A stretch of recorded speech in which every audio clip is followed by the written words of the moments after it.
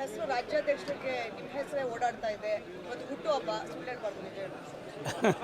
ನಂದು ಹುಟ್ಟುಹಬ್ಬ ನಾಳೆ ಕಣಮ್ಮ, ಅದೇ ಮೊದಲನೇದು. ಸಂಘಟನಾತ್ಮಕವಾಗಿ ನೋಡಿ, ಒಂದು ಹುಟ್ಟುಹಬ್ಬ ಒಂದು ರೀತಿ ಸೋಮಣ್ಣರಿಗೆ ಶಕ್ತಿ ತುಂಬುತ್ತಾ ಅಂತ. ಒಂದು ಸತ್ಯ, ಪಾರ್ಟಿ ನಮ್ಮೆಲ್ಲರಿಗಿನ್ನ ದೊಡ್ಡದು. ಪಾರ್ಟಿಗಿನ್ನ ದೊಡ್ಡದು ದೇಶ. ದೇಶ ಇದ್ದರೆ ಪಾರ್ಟಿ, ಪಾರ್ಟಿ ಇದ್ದರೆ ನಾವೆಲ್ಲರೂ. ಲಕ್ಷಾಂತರ ಜನ ಕಾರ್ಯಕರ್ತರಿಗೆ ನೀವು ನೋಡ್ತಾ ಇದ್ದೀರಿ. ಯಾರ್ದಾರು ಮನೇಲಿ ಬೆಳಿಗ್ಗೆ 7 ಗಂಟೆಗೆ ಈ ಥರ ಒಂದು ಹಬ್ಬ ಆಯ್ತದೆ ಬೆಂಗಳೂರಿನಲ್ಲಿ, ಅದು ಸುಲಭದ ಕೆಲಸ ಅಲ್ಲಮ್ಮ. ಅವ್ರ ಅಂತರಾಳದಲ್ಲಿ ಅವ್ರ ಪ್ರೀತಿ ವಿಶ್ವಾಸಕ್ಕೆ ಸೋಮಣ್ಣ ಹೆಂಗೆ ಪಾತ್ರ ಆಗಿದ್ದಾರೆ ಅನ್ನೋದಕ್ಕೆ ನಾನು ಇವತ್ತು ನನ್ನ ಮಗನ ಹುಟ್ಟುಹಬ್ಬ ಆಗಿರೋದ್ರಿಂದ ಅವ್ನಿಗೆ ವಿಶ್ ಮಾಡೋದಕ್ಕೋಸ್ಕರ ನಾನು ಬಂದಿದ್ದು. ನಾನಿವಾಗ ಭುವನೇಶ್ವರಕ್ಕೆ ಹೋಗ್ತಾ ಇದ್ದೀನಿ. ನನಗೆ ರಾಷ್ಟ್ರದ ಪ್ರಧಾನಮಂತ್ರಿಗಳು ಒಂದು ಒಳ್ಳೆಯ ಕೆಲಸವನ್ನು ಕೊಟ್ಟಿದ್ದಾರೆ. ಇಡೀ ರಾಷ್ಟ್ರ ಸುತ್ತಾಡ್ತಾ ಇದ್ದೀನಿ, ಏನೆಲ್ಲ ಮಾಡ್ತಾಯಿದ್ದೀನಿ.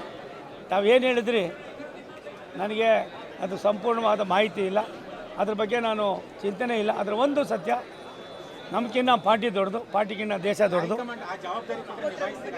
ಒಂದು ನಿಮಿಷ, ಅಂಥ ಸಂದರ್ಭಗಳು ಸನ್ನಿವೇಶಗಳನ್ನು ರಾಷ್ಟ್ರದ ನಾಯಕರುಗಳು ಯಾರ್ಯಾರಿಗೆ ಯಾವ್ಯಾವ ರೀತಿ ತೀರ್ಮಾನ ಮಾಡಬೇಕು ಅನ್ನೋದು ಅವರಿಗೆ ಅದೆಲ್ಲವೂ ಕೂಡ ಅನುಭವ ಇದೆ, ಮನವರಿಕೆ ಇದೆ.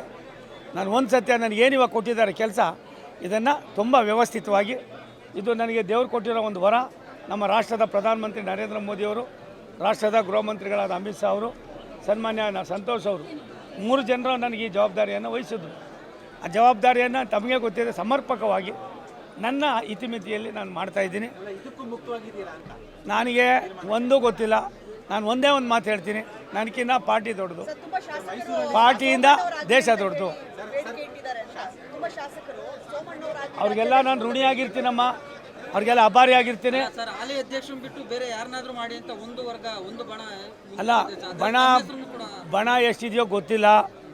ಆದರೆ ಒಂದು ಸತ್ಯ, ಒಳ್ಳೆ ತನಿಖೆ, ತುಂಬ ದಿನ ನಾನೇ ಅನ್ನೋದನ್ನು ನಾವೆಲ್ಲ ಕೂಡ ಬಿಡಬೇಕಾಯ್ತದೆ. ನಾವೆಲ್ಲ ಪಾರ್ಟಿ ಇದ್ದರೆ ಮಾತ್ರ ನಾವು, ಪಾರ್ಟಿ ಇದ್ದರೆ ನಾವು ಅರ್ಥ ಮಾಡ್ಕೋಬೇಕಾಯ್ತದೆ.